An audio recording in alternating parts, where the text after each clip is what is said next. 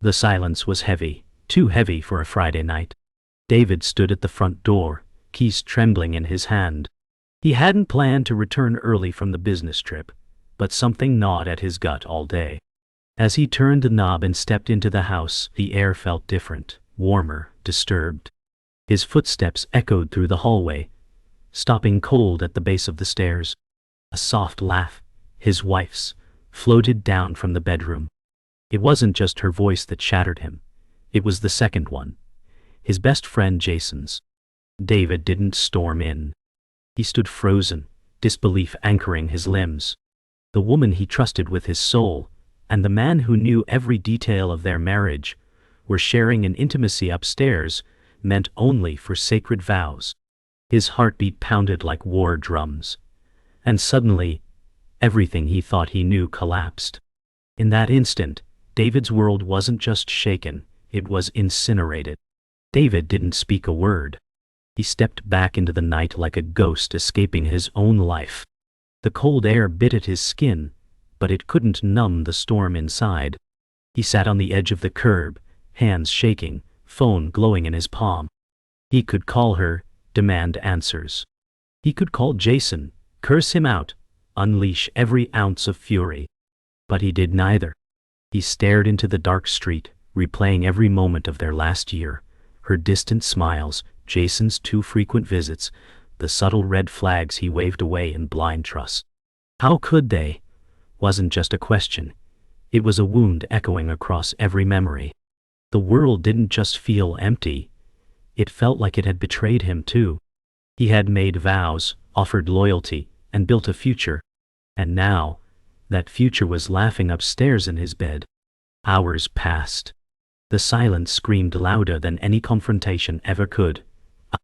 David drove without a destination, city lights blurring through watery eyes. He ended up at the one place he felt grounded, his late father's old cabin. The woods whispered forgotten memories as he unlocked the creaky door. Dust greeted him like an old friend. He dropped onto the couch, letting the darkness wrap around him. This was where he once came to think, to breathe. Now, he came to break. His phone buzzed, her name on the screen. He stared at it until it stopped. Again.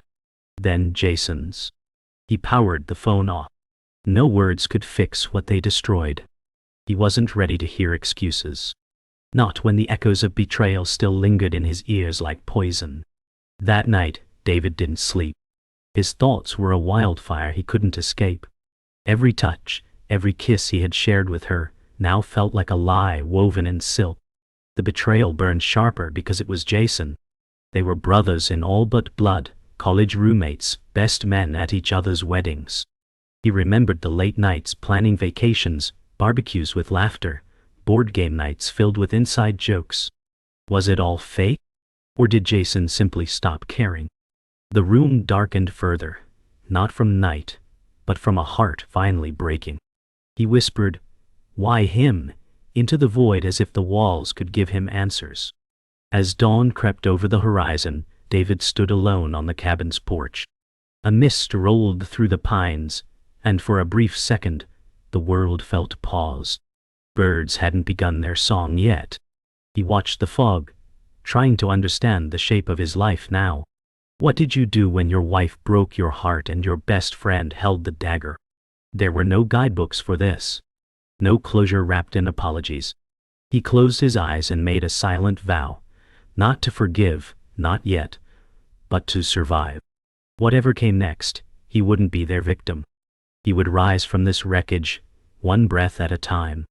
David stayed in the cabin for days. No calls. No messages checked. Just silence, and the crackle of an old radio playing static. On the third morning, he finally opened his journal. It wasn't for poetry or philosophy. It was a lifeline. Page after page filled with raw truths, memories, and questions. "What signs did I miss?" he wrote, pressing the pen so hard it nearly tore the page. He remembered her promise on their wedding night, "I will never betray you." That vow echoed now like a cruel joke. He tried to rationalize, tried to understand. Had he failed her somehow? Was Jason just the better man? But even that didn't explain the coldness of betrayal. Writing became his way of bleeding without wounds, every word an effort to survive the weight of what had been lost. On the fourth evening, David finally turned his phone back on. The screen lit up with missed calls and unread messages, 47 from her, 20 from Jason. Most of them were voicemails, tearful, frantic, pleading. He didn't press play. Instead, he scrolled through old texts, searching for moments that now felt suspicious. There it was, messages between the two, buried between group chats and event plans. Jokes that felt too personal. Emojis he once thought harmless, now stung like blades. He felt sick. The betrayal wasn't sudden, it had roots hidden and growing while he laughed beside them. His fingers hovered over the block button, but he wasn't ready to silence them. Not yet. He needed to hear the truth from their mouths, not their screams. David dialed her number. She answered on the first ring, breathless. "David, please, let me explain." But he didn't ask questions. He listened. He needed to hear how lies rolled off her tongue. She cried, stumbled, swore it just happened, that it was a moment of weakness. David remained silent until she finished. Then he asked only one question. "Why, Jason?" Her pause lasted a lifetime. "He was there," she whispered. "When you went, when things got hard." The truth wasn't just painful, it was insulting. He wasn't absent. He was working for them, sacrificing sleep and sanity to build a life she now scorched. He ended the call before she could speak again. The cabin walls seemed to close in around him, pressing the betrayal deeper into his bones. The next day, David called Jason. His former best friend answered with a hesitant, "Hello," voice calm, cautious. "You're a liar," David said, his voice low, controlled. "You looked me in the eye and toasted to my marriage while planning to destroy it." Jason stammered, tried to rationalize. "It wasn't planned. I didn't mean for it to go that far." But David cut through his excuses. "You chose to sleep with her. That wasn't an accident." Silence stretched, and then Jason said, "I didn't want to hurt you." David laughed bitterly. "But you did." Repeatedly. There was no shouting. Just still, final words. "We're done." Jason whispered. "I understand." But David had already hung up. He didn't want remorse. He wanted distance. And maybe, eventually, peace. That evening, David lit the fireplace for the first time. The flame's warmth clashed with the frost still clutching his chest. He sat on the rug, staring into the fire, watching wood turn to ash, like his marriage, his friendship, his trust. But for the first time he wasn't drowning. He was breathing through the pain, letting it burn instead of burying it. There was clarity in fire. Destruction, yes, but also rebirth. "Let it all burn," he whispered. Not in rage, but in release. He wasn't the man who walked into his home that night anymore. That version of him died at the foot of the stairs. What rose now from those ashes was someone broken, but aware. The healing hadn't started yet, but the reckoning had. David returned home a week later, not because he was ready, but because he had to face the aftermath. The silence of the house greeted him again, this time emptier. Her things were still there. Shoes neatly aligned, her perfume still lingering in the air, mocking him. He stood in the bedroom doorway, staring at the bed they once shared. It wasn't just furniture, it was a battlefield now. Every thread whispered betrayal. He sat on the edge of the mattress, running a hand over the sheets. He remembered the nights they laughed here, planned vacations, dreamed aloud. It was never just about sex, it was about trust. And that trust had been poisoned. She wasn't home. She had moved to her sister's, giving him space, she said. But space couldn't mend what was shattered. That night, David opened a drawer and found a forgotten envelope, her love letters written before their wedding.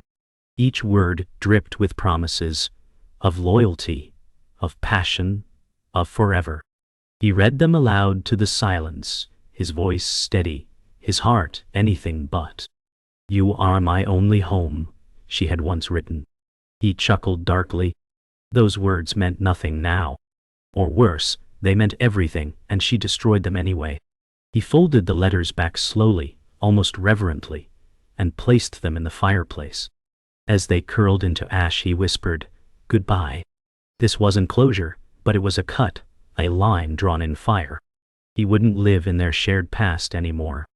The next day, David went to therapy for the first time in his life. He didn't speak for the first 10 minutes, just stared at the office walls, unsure where to begin. Finally, he said, "I don't even know who I am without them." The therapist nodded, offering space more than answers. David recounted the betrayal, not just the affair but the emotional erosion leading up to it. The therapist said, "Pain can strip everything away, but sometimes what's left is who you were always meant to be." That stuck with him. For the first time he considered that survival might not mean forgetting, it might mean rebuilding. Not for her. Not even because of her. But in spite of her. Later that week, David passed Jason at the grocery store. The encounter was surreal. Jason froze in place, guilt carved into every line of his face. David didn't say a word. He just stared. And Jason, usually the charming one, always with the smirk, looked like a ghost. "David, But David shook his head once. "You said enough," he replied, tone razor thin. He turned and walked away, not because he was weak, but because revenge wasn't strength. Walking away was. He didn't need a brawl in the frozen food aisle. He needed peace.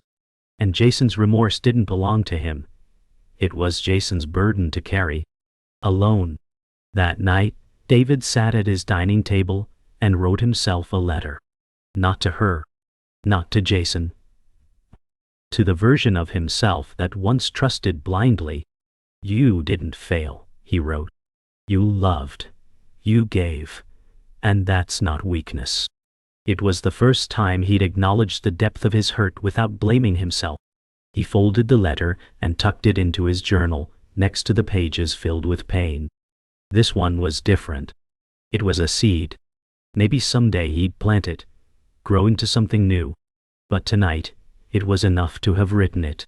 Healing wasn't a straight line. But this was a beginning. 2 weeks passed before David agreed to meet her. They sat across from each other at a quiet cafe, the same one where they used to meet for Sunday breakfasts. The familiarity was nauseating. She looked tired, eyes swollen, fingers nervously tracing her coffee cup. "I made a mistake," she whispered. But David didn't flinch. "You made a decision," he replied, voice low and calm. She pleaded for understanding, claimed she never stopped loving him. He listened, but not because he hoped for reconciliation, because he needed to hear the final cracks. "Love isn't just words," he said. "It's loyalty when no one's watching. You failed me there." Her tears came fast, but he remained still. This wasn't about hurting her. It was about honoring himself. And in that quiet booth, under the scent of bitter roast and bitter memories, David let her go. After the cafe, David walked through the city in silence. The world around him bustled, laughter from a street corner, music from passing cars, the clatter of life continuing without pause. He felt strangely detached from it all. Not broken, just outside of it. Like a man watching life through glass. Every building they had shared memories in now looked like monuments of grief. Yet, there was a strange relief too. A clarity. He had confronted her. He had said what needed to be said. And though the pain lingered, it didn't suffocate him. Not today. As he crossed a bridge, the wind stirred his coat, and he paused to stare at the water below. It flowed on, unconcerned. And somehow he knew. So would he. That night, David opened an old box in his closet, the one filled with mementos from his childhood. Comic books, family photos, a baseball glove from his father. He wasn't looking for comfort. He was reminding himself of who he was before all of this. before marriage, before betrayal. He ran his fingers over a faded picture of himself at 10, grinning with missing teeth. That boy had dreams. That boy believed in good things. And maybe, just maybe, he still did. David smiled for the first time in weeks. Not because everything was okay, but because he knew now that healing wasn't forgetting, it was remembering who you were before the world cracked your heart open. That little boy still lived in him, and he deserved a future. The next morning, David returned to the gym. It wasn't about revenge abs or vanity. It was about reclaiming control. He hadn't been back in months. As he laced his sneakers and stepped onto the mat, everything felt foreign, but oddly invigorating. His body moved stiffly at first, but with every punch to the bag, he exhaled anger. With every lift, he shed another layer of sorrow. Other gym-goers greeted him with nods, unaware of the war he was fighting within. But that was okay. This wasn't about being seen. It was about doing something, anything, for himself. The ache in his muscles reminded him he was still alive, still capable. And for the first time in weeks, the pain didn't feel like punishment. It felt like progress. Later that day, David stopped by his mother's house. She opened the door with soft eyes and a tighter hug than usual. "I heard," she whispered. He hadn't spoken to her since it happened. They sat at the kitchen table, the same one he ate cereal at as a boy. She poured tea. No judgment. No advice. Just presence. "I don't know how to let this go," he finally said. She reached over, placed her hand on his. "You don't let go, honey. You carry it differently." That hit him deeper than any therapy session. "I want my screen from Paul." There was strength in acknowledgement. In knowing pain might always be there, but it didn't have to steer his life. That night, as he drove home under a sky full of stars, he felt the tiniest flicker of peace. Not wholeness, but hope. David received a message from Jason. "Please meet me. One last time. No lies." Against every instinct, he agreed. They met at an old park, their high school hangout spot. The air was heavy with nostalgia and regret. Jason arrived first, standing awkwardly near the bench where they once talked about girls, college, and loyalty. "I don't expect forgiveness," Jason began. "Then don't ask for it," David replied. Jason nodded. "It wasn't just physical. I was jealous. Of your life, your peace. I didn't know how to ask for help, so I took what wasn't mine." David didn't speak. He just watched the man he once called a brother shrink under the weight of his own guilt. There was no reconciliation, no hug. Only silence. But David walked away with something unexpected. Not closure, but control. He decided how the story ended now. The encounter left David shaken but clearer. That night, he sat down with his therapist again. This time he spoke without hesitation. "I don't need them to be sorry anymore," he said. "I needed me to stop bleeding for them." They discussed forgiveness, not as a gift for others, but as a release from self-destruction. "It doesn't excuse what they did," the therapist said. "It just frees you from carrying their sins." David sat with that. He realized forgiveness wasn't a moment, it was a process, and he was already walking it. That night, he didn't dream about betrayal. He dreamed about rebuilding. About mornings without anger, nights without memories clawing at his chest.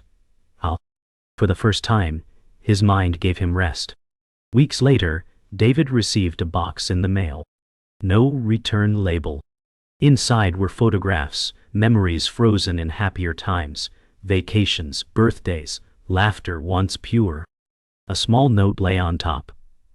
"I thought you might want these. If not, throw them away." "I understand." It was her handwriting. He went through the photos slowly, each one a slice of a past life. Some made him smile. Others stabbed. But he didn't burn them. He placed them in a drawer, not to forget, but to compartmentalize. The past didn't need to be erased. It needed to be placed where it could no longer control the present. He closed the drawer gently, the sound like a punctuation mark. Not the end of the story, but the end of her chapter in it. David began painting again, something he hadn't done since college. His therapist encouraged it, calling it emotional translation. At first his strokes were aggressive, chaotic, weird slashes, harsh textures. But over time, softer blues and greens began to emerge. He wasn't painting scenes. He was painting feelings. And what poured out was honesty. Pain, yes, but also freedom, resilience, even hope. He found hours slipping away in front of the canvas, and for once he welcomed it. This wasn't just art, it was evidence. Proof that something beautiful could rise from ruin. Each finished painting was a mirror. Not of what happened, but of who he was becoming. Stronger, more honest, more him. David stood in front of a mirror, adjusting a shirt for a dinner invite, his first real outing in months. It wasn't a date, just a small gathering of old friends. But it mattered. It symbolized something simple yet profound. He was rejoining life. As he fastened the last button, he paused to look at himself. Not through the lens of betrayal or heartbreak, but with quiet dignity. He didn't need to pretend everything was fine. He just needed to show up. The man in the mirror was different now. Wiser, lace. Scarred, yes, but not broken. "Let's begin again," he whispered. Not as a declaration, but as a promise to himself. The dinner gathering wasn't loud or wild, it was simple. Old friends, old music, old memories. David entered quietly, unsure of how he'd feel. But they welcomed him with smiles that didn't ask questions. No pity, just presence. As the night wore on, laughter echoed. Real laughter, his laugh. It felt foreign on his lips at first, but soon it poured naturally, like a long-lost melody. One friend raised a glass. "To starting over," he said. David hesitated for a beat, then raised his own. "To starting honest," he corrected, voice strong but warm. The group nodded. In that moment, surrounded by people who remembered him, not the version who suffered, but the one who lived, David felt something shift. This wasn't healing in theory. It was healing in motion. After dinner, one friend lingered behind, a woman named Elise. She had known David since college, but they'd lost touch over the years. "You look lighter," she said softly as they stood by her car. He smiled.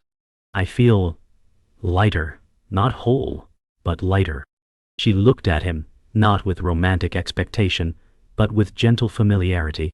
"You're not who you were before, and that's not a bad thing." They hugged. It wasn't charged. It was comfort. A reminder that not all connections were meant to break. "Call me sometime," she said, then left. He didn't watch her go like a man clinging to something new. He simply stood there, letting the cool night air fill his lungs. There was space in his life again. And maybe, someday, room for something more. Back at the cabin a few days later, David took out a blank canvas. This one wasn't born of pain or anger. It was curious. His brush danced without urgency, strokes filled with patience. He painted a tree, half dead, half alive. On one side, gnarled bark and broken limbs. On the other, vibrant green and soft blossoms. It wasn't subtle. It was him. Roots torn, branches healing. As he stepped back and looked at it, he didn't feel pride. He felt peace.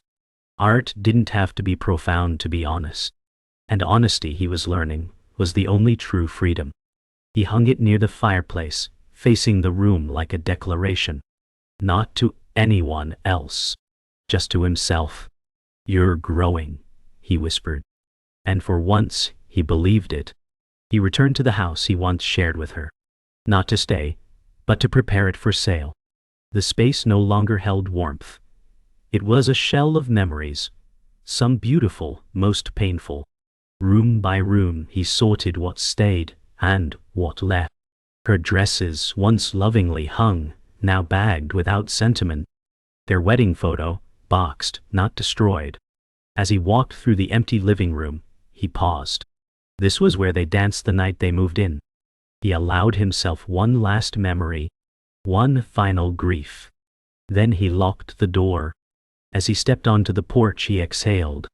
Not in defeat, but in finality. Some endings don't come with fireworks. Some just arrive with a key turning in a lock. Quiet. Firm day. Done. 1.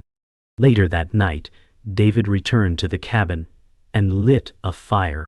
He sat in the glow, sipping tea, a journal in his lap. He flipped back through pages covered in pain, then turned to the last one and began writing something new. Day 1. Not starting over. Just continuing forward. No metaphors. No dramatic final lines. Just truth. His truth. When the fire crackled beside him, a steady rhythm to his heartbeat. He didn't feel triumphant. He felt human. He'd survived the unraveling. Not perfectly, but honestly. And that, more than anything, was enough. He closed the journal and leaned back in his chair. Outside, the stars began to bloom in the dark. Inside, a man who had been broken now sat rebuilding. Not loudly, not quickly, but entirely. Months had passed. Life didn't explode into greatness, it unfolded slowly, like dawn. David had moved to a new apartment overlooking a quiet lake. The first morning there, he opened the windows wide and let in the crisp breeze. No memories haunted the walls. No echoes of laughter twisted by betrayal. Just fresh air and clean possibility. He made coffee, barefoot on cold tile, and looked out at the calm water. He didn't feel triumphant. He felt present. And that, for the first time, was enough. He wasn't chasing healing anymore. He was living it, moment by moment, small and unceremonious. He knew there would still be bad days. But now they'd pass like clouds instead of storms. A life after heartbreak wasn't a miracle. It was a choice. And David was finally making it. David joined a local community art group. He didn't tell anyone about his past. No one asked, and that felt like a gift. He painted with others, shared laughs over paint-streaked fingers, and discovered something unexpected: joy in strangers. One evening, a young girl asked, "Why do you always paint trees?" He smiled. "Because they break and still grow." Her eyes lit up. "That's cool. Sometimes wisdom doesn't come from the learned, it comes from innocence." In that shared moment, David felt a strange sense of connection. Not to his past. Not even to his future. Just to the now. For a man who had once drowned in silence, the sound of laughter and brushes against canvas was music. It reminded him he didn't just survive. He belonged. He ran into Elise again, this time at a gallery event. They talked about art, about grief, about silly things like favorite pastries and bad movies. They didn't rush into anything. There were no confessions, no tension, just comfort. She said, "You're different." He replied, "I'm becoming." It wasn't a flirtation, it was two people acknowledging the weight they both carried and the peace in not forcing anything. They shared a glass of wine under gallery lights, laughing at an abstract piece neither of them understood. For David, it wasn't about finding someone new. It was about being someone new. And in Elise's presence, he didn't feel repaired. He felt seen. And sometimes, that's the most powerful kind of beginning. David returned to the old cabin one last time. Not out of sadness, but to say goodbye. He walked through the rooms that had held his darkest nights, and found them peaceful now. He left behind one final painting. The tree, now fully alive, roots deep, branches high. He propped it against the hearth and closed the door behind him. As he stood on the porch, keys in hand, he didn't cry. He smiled. Not because the pain never mattered, but because it had shaped him without defining him. The cabin had been his cocoon. Now it was someone else. He walked down the steps with quiet strength. No backward glances. No lingering doubts. Just forward motion. Under a sky dusted with stars, David sat on a park bench, journal in hand, the wind teasing its pages.